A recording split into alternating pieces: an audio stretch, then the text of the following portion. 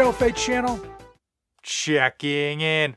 Jonathan here, and today I am back from my Walt Disney World vacation, and I am here to give you a complete breakdown on how much it costs. That's right, we're going to be talking soup to nuts, how much it costs for a family of 4 to go down to Walt Disney World in Florida, enjoy a full week of vacation, and live to tell the tale. Now, if this is your first time to the channel, hey, welcome aboard. I am just a dad of 2, and this series is dedicated to Walt Disney World Vacation, and I'm just going through some of the details to hopefully give you some ideas, give you some pointers, help you figure out what to avoid, and let you know if it's ultimately worth it. And today, hey, we're just talking all about money, because while the kids don't necessarily care what the vacation costs, we all know it ain't free, and the prices these days are only going up. So what can you expect to pay? Where did we save money? And where did we spend our money? Let's just dive right in.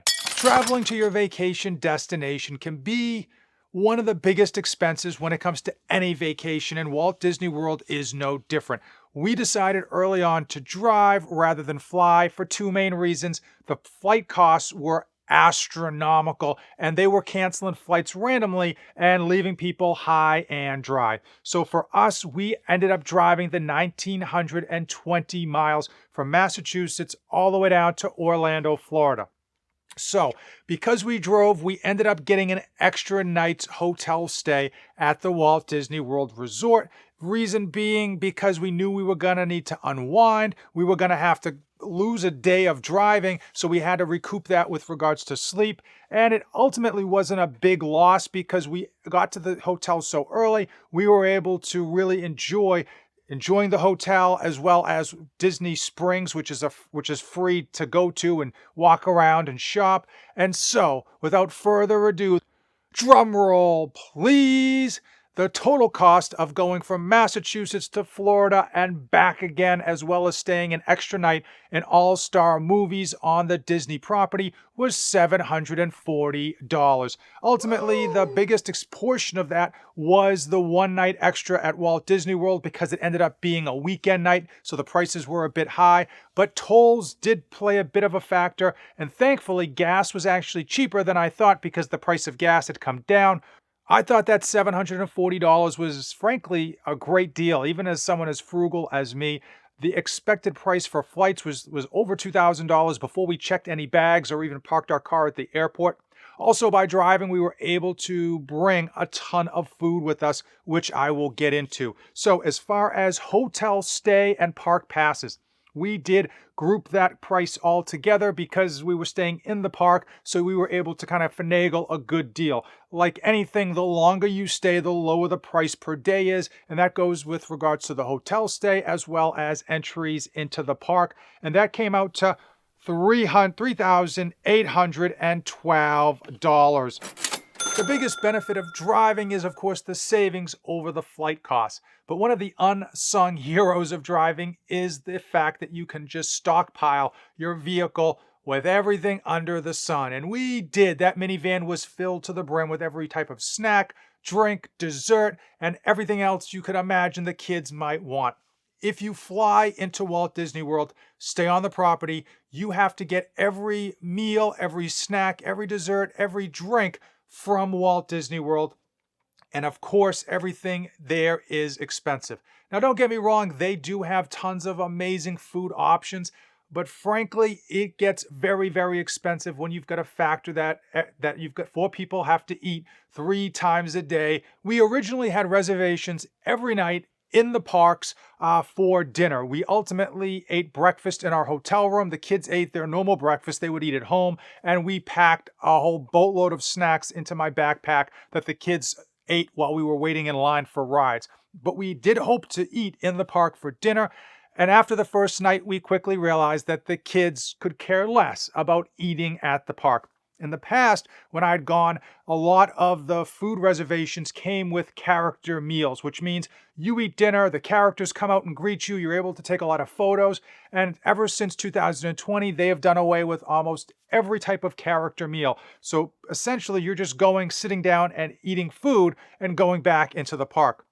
We ultimately canceled 4 out of our 7 meals at the park, and that did save us an additional amount of money. We ended up eating at the hotel, which had good food options, but at slightly reduced prices than in the park. And the kids were able to get what they normally would have gotten at the park, which was, chicken nuggets and a cheeseburger with no cheese. And overall, our food expenses for what we did pay out of pocket was $401.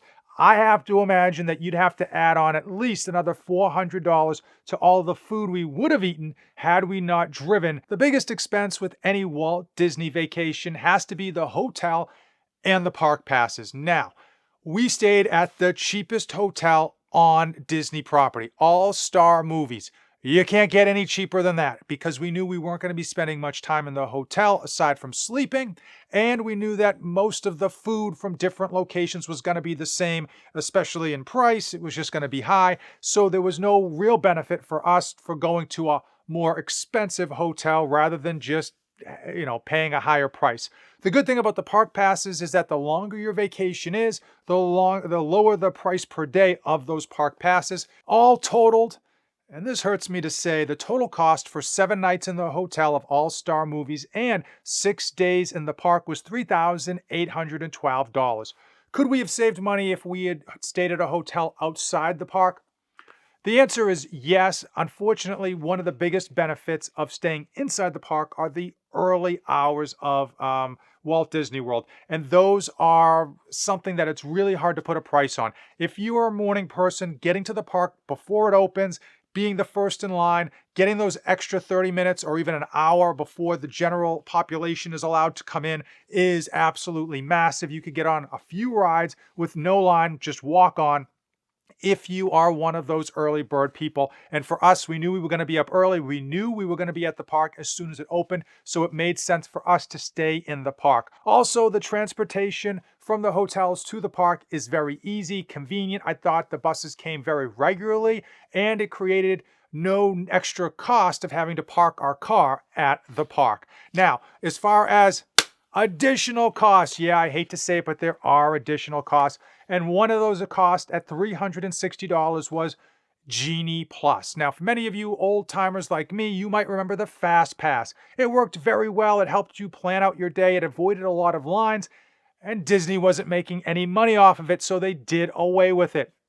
Genie Plus now is not nearly as effective. Oftentimes, it's not very much good at all when the park gets super busy. However, you still need it. Unless you like to wait in super long lines, you really want to pay for that Genie Plus. Now, if you're going to Disney just to take in the scenes, eat some food, watch a parade, and stay for the fireworks, but not go on rides, you don't need the Genie Plus. But if you've got kids who want to go on the rides, and if you're like my kids, don't really want to sit in an hour-long line, you probably want to pick up your Genie Plus passes for every day that you're there. Now, another thing that we paid $75 for was the Genie Premium Plus. That's right, you get Genie Plus, but it doesn't work on all the rides. There are a few key rides that are, of course, everybody's favorites that you've got to pay an additional cost. And the reason that my family paid $75 worth of the Genie Premium rides is that it was just a huge time saver.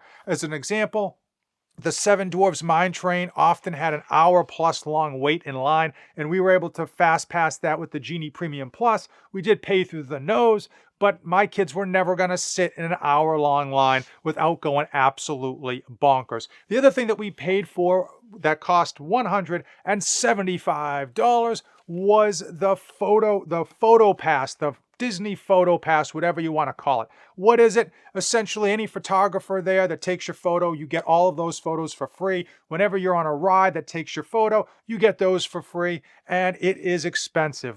But it's not expensive. Hear me out. If you were ever going to get one of those photos developed that was taken at the park, just one of those photos costs you $17 to download. That's right, just to download. So paying $175 for all of the photos is a good value.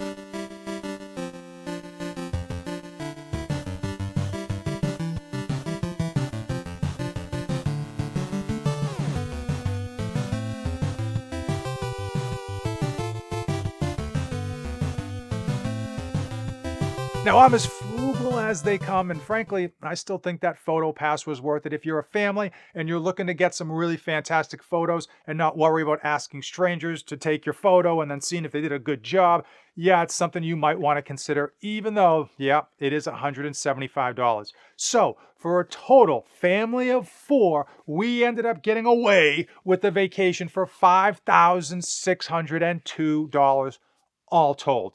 Now, I didn't factor in what we bought the kids for presents and stuff like that because, of course, that can vary. But this is just have to do with your vacation down to Florida, food and park, hotel expenses, and back to Massachusetts, $5,602. And let me tell you, that's probably pretty cheap compared to what we could have paid had we flown and what we could have paid if we had to eat everything in the park at park cost, as well as the fact of if we'd picked a more expensive hotel.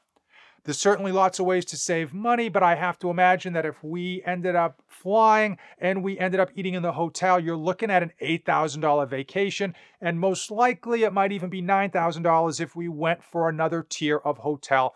And ultimately, I don't think the kids missed out on anything with what we did. They seemed to really enjoy the drive. They loved the hotel we were at because it had a pool. They just loved the pool. And they weren't really in the hotel much at all except to sleep and eat breakfast. We were out the door in the morning. We only came back in the afternoon to have a little bit of a break and get into the pool to cool off.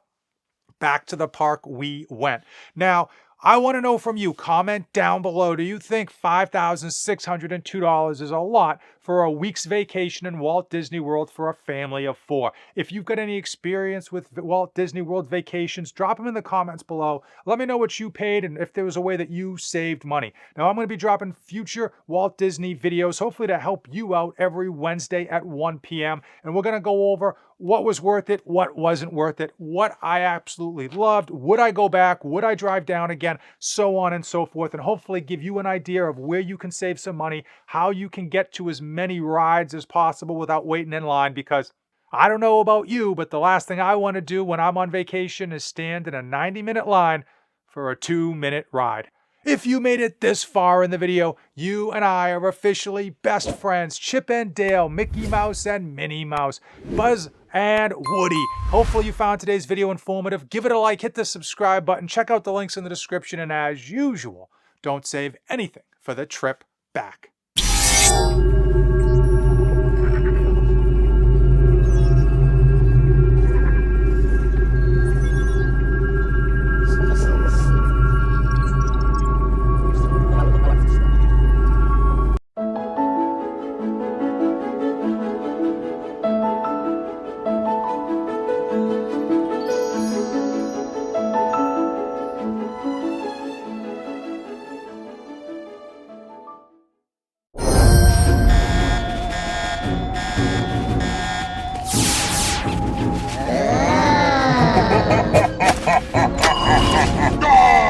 You have saved our lives. We are eternally grateful.